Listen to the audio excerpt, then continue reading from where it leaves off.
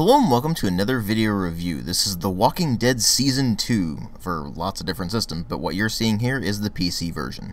This review is coming to you courtesy of Liberty Prime. He sent me this, so thank you. It is greatly appreciated. This is the follow-up to Telltale's The Walking Dead Season 1 and started releasing with Episode 1 in December of 2013 and went on to Episode 5 in August of 2014. And of course, like the previous season, it is extremely story and character driven, and I will try to avoid spoilers as much as I possibly can. As a result, you're seeing footage from the earliest parts of the season, and I'm not really going to go into great detail on the plot, even though I do have some things to say about that, but I'll get to that in a moment. And I don't really have all that much to say about the gameplay either. I've already gone over it in my Season 1 review. Please watch that before you watch this, because you'll probably want that context before I go into this particular review. I'll have an annotation up that you can click on if you want to take a look at that review. But enough about Season 1 and how similar this thing is. It's really more of a question of how does this thing stand on its own? Is it a worthy follow-up to what happened with Season 1, or does it just kind of sputter out? Well, as far as the presentation goes, it didn't really change all that much over the previous game. Yes, they did change up a few things in some slight manner. For example, some of the characters look a bit different because it's set basically a couple of years after the events of the previous season, as well as being in a different location, so obviously they're going to dress different, they're going to be in a different location that's going to look different, so they updated that sort of thing. And in general, the visuals are a bit sharper than the previous season, but they're done in the same art style, and if that didn't do anything for you in the previous season, then it's not going to do anything for you here. And it's pretty much the same level of quality, which is certainly pretty solid, except that it has a lot of low-res textures and such in it. But by and large, it looks okay. And then there's the sound design, where things are pretty much the same level of quality as the previous season, with the principal characters being voiced pretty well, and the non-principal characters not being voiced as well. Some of the performances fall pretty flat, others work pretty well. For example, Clementine's performance, Melissa Hutchinson doing the voiceover for her, is pretty solid, and it works rather well throughout the entire game. But other characters, not so much. And sometimes it actually kind of takes you a bit out of the experience because they just kind of sound amateurish. But by and large, they've done a good job with the casting, and in general, they managed to pull off the characters that they're trying to portray pretty well. The music is also pretty much exactly the same as the original game in terms of what it is, which is basically just zombie music. You've heard it all before, it's nothing really surprising, and so you just kind of roll with it here. And then there's the sound effects, which are still very well done and manage to actually work very, very well.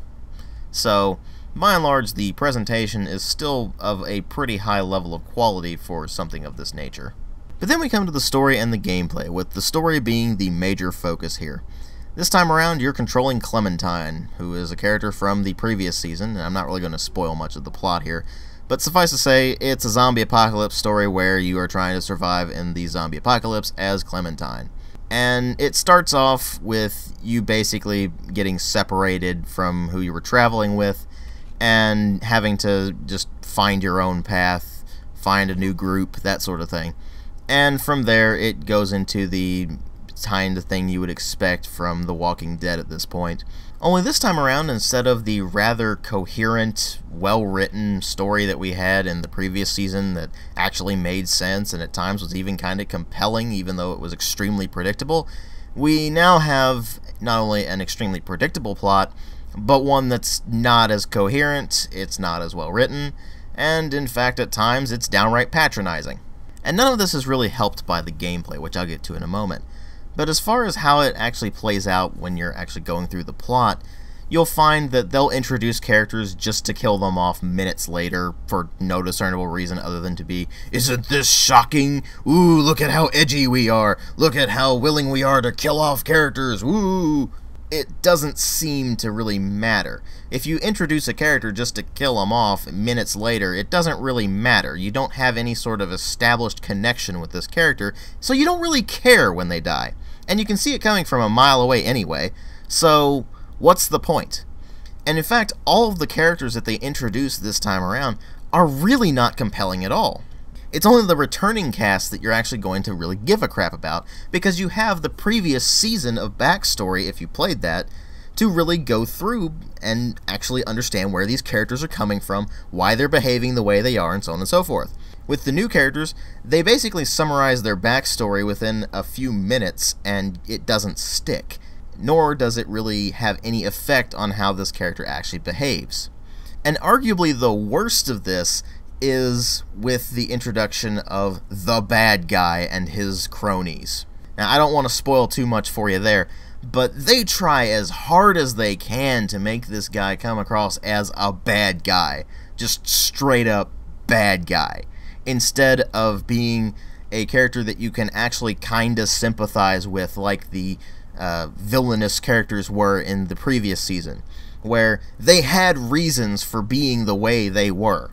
It wasn't just, well, he's kinda crazy.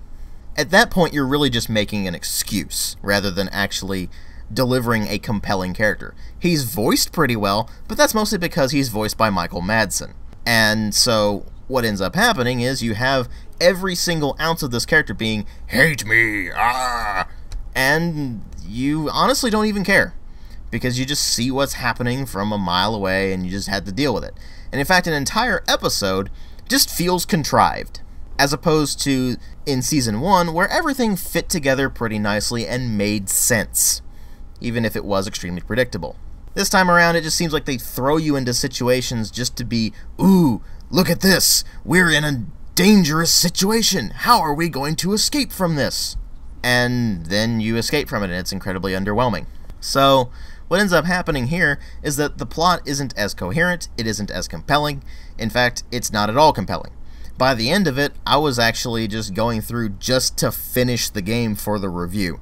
And that even was how I felt about a fourth of the way through the plot. And when that happens, you're doing something wrong. And like I said, it doesn't help that what they do with the gameplay makes it even worse.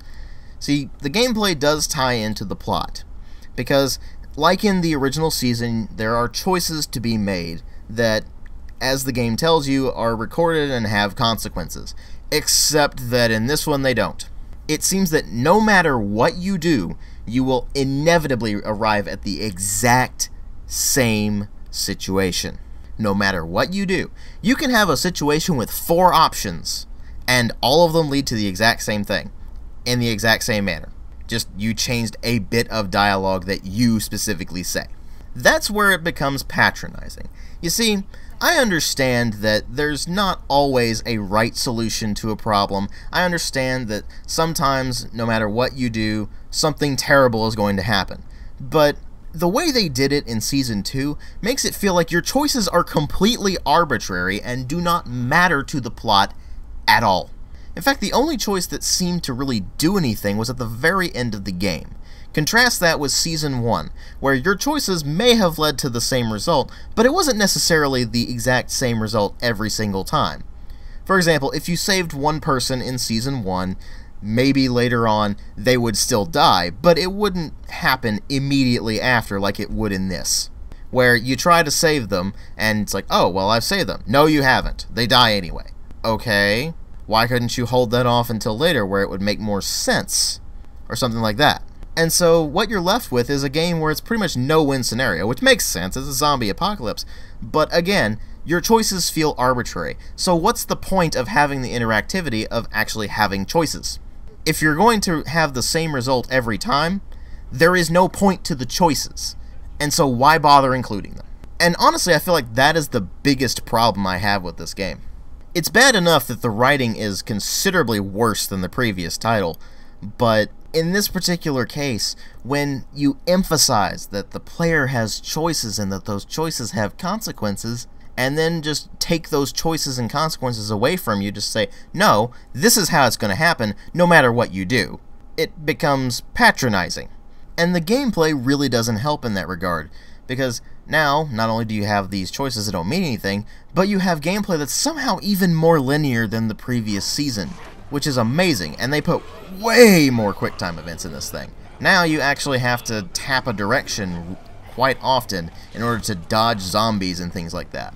So they managed to make it even less of a game than its predecessor, and that makes it even less compelling.